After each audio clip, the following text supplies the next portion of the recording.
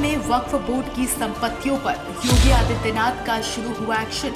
DM ने वक्फ संपत्तियों का ब्यौरा खंगाला तो अयोध्या के मुल्ला मौलवियों में मच गया हड़कंप। अब वक्फ की एक एक संपत्तियों को जब्त करने का आदेश। दोस्तों, भारत के सबसे बड़े संसद में जब एक तरफ वक्फ बिल पास हुआ तो दूसरी तरफ योगी आदित्यनाथ उत्तर प्रदेश के मुसलमानों को लेकर एक और बहुत बड़ा ऐलान कर दिया। योगी आदित्यनाथ मुसलमानों की वक्फ संपत्तियों को लेकर जब से ऐलान किया तब से तमाम मुल्ला और मौलवियों की धड़कनें बढ़ गई। विशेषकर उन मुल्ला और मौलवियों की हालत खराब है जो वक्फ के नाम पर गरीबों की अकूत संपत्तियां हड़पी और उन्हें डंके की चोट पर अपनी गुंडाई दिखाई। अब योगी आदित्यनाथ ऐसे मुल्ला और मौलवियों की कमर तोड़ने के लिए अपने पुराने रौद्र रूप में वापस आ गए। पिछली सरकारों के पास अपने परिवार का पेट भरने की फुर्सत ही नहीं थी। जमीन लुटवाने की फुर्सत मिले तो विकास करे। अभी आपने देखा होगा, परसों ही देश की संसद में वक्फ बोर्ड संशोधन अधिनियम पारित किया है। अब वक्फ बोर्ड के नाम पर जमीनों पर कोई डकैती नहीं डाल सकता है, लूट खसोट नहीं हो सकती है, चौराहे की जमीनों पर कोई कब्जा नहीं कर सकता है। अब सार्वजनिक संपत्ति जो भी होगी,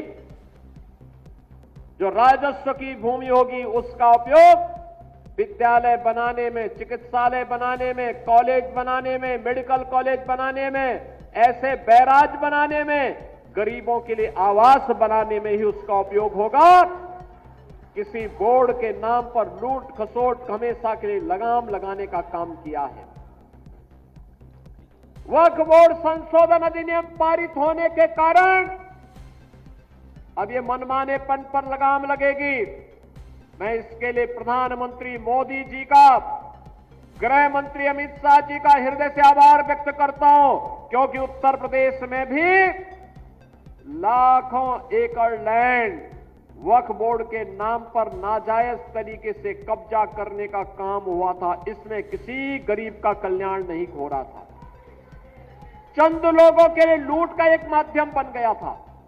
इस लूट पर अब लगाम लगेगी, सख्ती से लगाम लगेगी, और उसी लगाम के क्रम में आज हम सब आपके बीच यहां पर आए हैं। ये अगर कानून बन जाएगा, उत्तर प्रदेश में 1,21,000 वक्फ की प्रॉपर्टीज हैं, 1,12,000 के पास कागज ही नहीं है। वक्फ का यूजर खत्म हो गया तो जायदादें कौन लेगा? वो जायदादें कौन लेगा बताओ? तुम्हारे पास लीगल उसके ऊपर इख्तियारी नहीं होगा, कोई भी घुस जाएगा। वक्फ का यूजर निकाल दिए। भारत की सबसे बड़ी संसद में वक्फ संशोधन बिल पास होने के तुरंत बाद योगी आदित्यनाथ उत्तर प्रदेश के सभी जिलाधिकारियों को एक पत्र जारी कर वक्फ की सारी संपत्तियों का ब्यौरा खंगालने का आदेश दे दिया है, जिसके बाद से उत्तर प्रदेश के उन मुसलमानों और मुल्ला मौलवियों की धड़कनें बढ़ गईं जो वक्फ के नाम पर अकूत सरकारी संपत्तियों को भी नहीं छोड़ा। अब ऐसे में योगी आदित्यनाथ द्वारा दिए गए इस बयान के बाद उत्तर प्रदेश के मुसलमानों में खलबली मच गई है। वक्फ बोर्ड संशोधन अधिनियम पारित होने के कारण अब ये मनमानेपन पर लगाम लगेगी।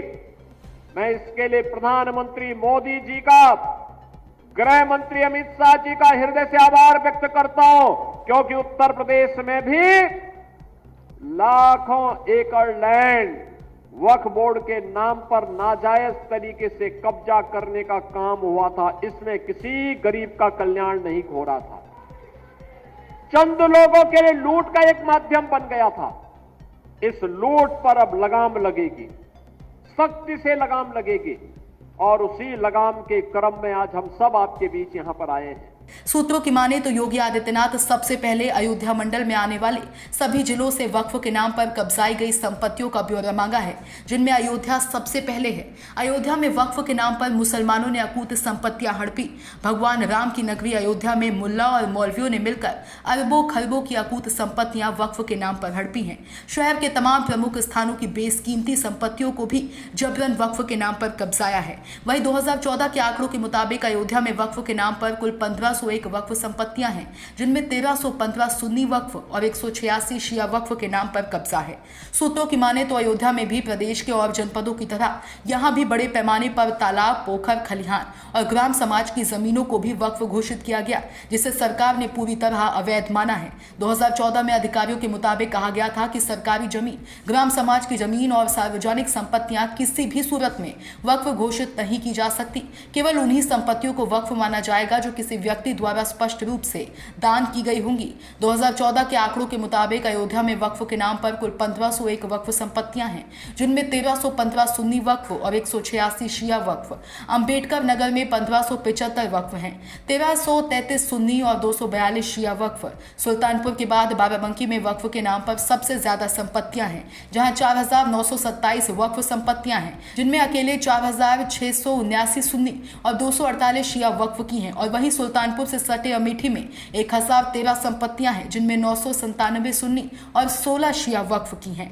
फिलहाल योगी आदित्यनाथ वक्फ बोर्ड द्वारा अवैध रूप से घोषित संपत्तियों के खिलाफ सख्त रुख अपनाना शुरू कर दिया है। सरकार ने जिलाधिकारियों को निर्देश दिए हैं कि वो अभियान चलाकर ऐसी वक्फ संपत्तियों की पहचान करें जो राजस्व अभिलेखों में दर्ज नहीं है और जिन्हें नियमों के विरुद्ध वक्फ घोषित किया गया है। इन संपत्तियों को चिन्हित कर आगे जब्ती की कार्यवाही की जाएगी। बता दें, जानकारी के मुताबिक राजस्व विभाग के अनुसार उत्तर प्रदेश में वक्फ बोर्ड की ओर से जिन संपत्तियों का दावा किया गया है, उनमें से अधिकांश का कोई आधिकारिक रिकॉर्ड नहीं है। राजस्व अभिलेखों के अनुसार सुन्नी वक्फ बोर्ड की केवल 2533 संपत्तियां दर्ज हैं।